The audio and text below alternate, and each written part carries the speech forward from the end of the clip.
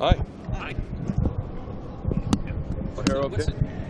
What's the level of challenge that Tennessee's offense, their quarterback especially, provides for you guys?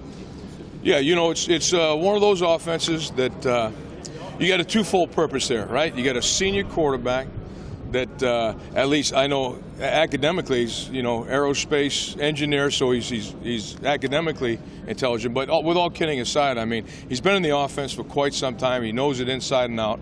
And then he's athletic. He's got a good arm, so I think he's really a good quarterback. He's perfect for their system. I think the only thing about him that at least it takes him about 4 or 5 strides, you know, when he's actually running the ball to get up to speed. But he does a good job with the ball, takes care of it in the passing game, distributes it well in the run game and on the read zones and things like that. So he's a good quarterback, and those are always tough. Not only in any system, but the system that they run, where everything's at the line of scrimmage, right? There'll be no huddling. The offensive line just sitting there waiting for everybody else. They do a lot of stuff. It's kind of they substitute a little bit like Illinois did, where it's just kind of a lot of guys, just bodies going back and forth. So we got to be sharp on that up in the booth and things like that. And then the running back. I think this running back is better than the guy that left. He appears really strong. He's not as tall or anything, but he appears really strong in his upper body. You're not going to take him down. We've told guys that. You're not going to take him down by tackling him up around the shoulders. We want to be down through that hip, through the legs. And he puts a foot in the ground, and he's fast. He can get vertical on you. And then the biggest thing across the board, wide receivers and tight ends, you know, we've got to be conscious of possible mismatches, you know, from a standpoint of height. I mean, you got receivers and tight ends 6'5", 6'3", and so but we're going to have our hands full, there's no doubt. This type of thing, too, that you always preach it, do your job. Don't try to do too much, but just do your job. Oh, without a doubt. You know, when you're facing these read zone teams, it's about responsibility, and then up front it's about getting off the block and going and make a tackle. They're going to make you make plays out in space, you know, in the bubble game. They're a screen team, you know, so there's deception. They've had flea flickers, all that. So yeah, big time. It's do your job. I mean, it's responsibility football, and then it's somehow getting all 11 to that one ball that's on the field. Hey, Mark, how do you handle their size and their height?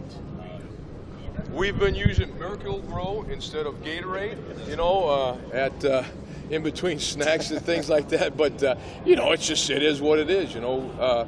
It was great. I said something to Aaron Williams, you know, as far as how and when between he and Antonio Reed, how we're going to play the tight end in certain situations, in our man situations. And Antonio says, yeah, Aaron says, yeah, you know, I liken him to Seathan. You know, I said, 6'5", yeah, but, you know, strength of his running and the way he runs routes, you know. So, I mean, he's not fazed by it, but, I mean, you know, the physical aspect of it is what it is, and, you know, as long as you know that, you play tall. Hey, Mark, standing right here. What have you seen shouting? What has John done this year that's Parrella that's impressed you the most? I tell you what, one of the greatest things, beyond just football, one of the greatest things is his credibility to this program. I mean, John Parrella was a walk-on. The infamous walk-ons at Nebraska. Then John Parrella was a captain. The walk-on legacy is true. If we can't tell a kid in South Dakota, North Dakota, Wyoming, or wherever, or whoever's going to go to some other school other than Nebraska at a different level, to say, hey, come be a walk-on at Nebraska. Look at John Parrella. Oh, and then that's right, he played, and I don't want to short him any years, he played 14 years in the NFL. So, I mean, it's an incredible story. It's automatic credibility to everything that Nebraska is about, and everything that Coach Riley has brought to Nebraska from a standpoint of development also. And then, you know, the person, you know, the determination, the grit, the toughness, all that stuff has been awesome. And then, you know, the other little piece of it, black shirts. Yes. You know, there was so much made when we walked in the door, and you go, oh, okay, what's wrong with the black shirt tradition? You know, you had to find out, you know, through emails and what are you going to do about the black? You know, well, let me find out about this thing. So then you find out about it, and there's a legacy to it. all of a sudden you can have him stand up in front of the group and say, hey, this is what it really is. It's about a brotherhood, and then, you know, on from there. And it's been awesome, you know. And that guess what? He's a good football coach too, technician and all that stuff. He loves it. Is that? How big is Lamar Jackson and Antonio Reed? Two guys you really haven't had to count on a lot this year. Are going to have to play a lot in this game in general. How big will these two younger guys be for you in this game? They've got to play. They got to do the job. You know, you sit on the sidelines sometimes all year. Oh, I should be in. I should be in. Yeah, well, let's go. Here you go, buddy. Go get it. And we're excited about it. And you know, it's a little bit of a, you know, crack into what next year might look like in the back end. But it's the now, and these guys have got to step up and play.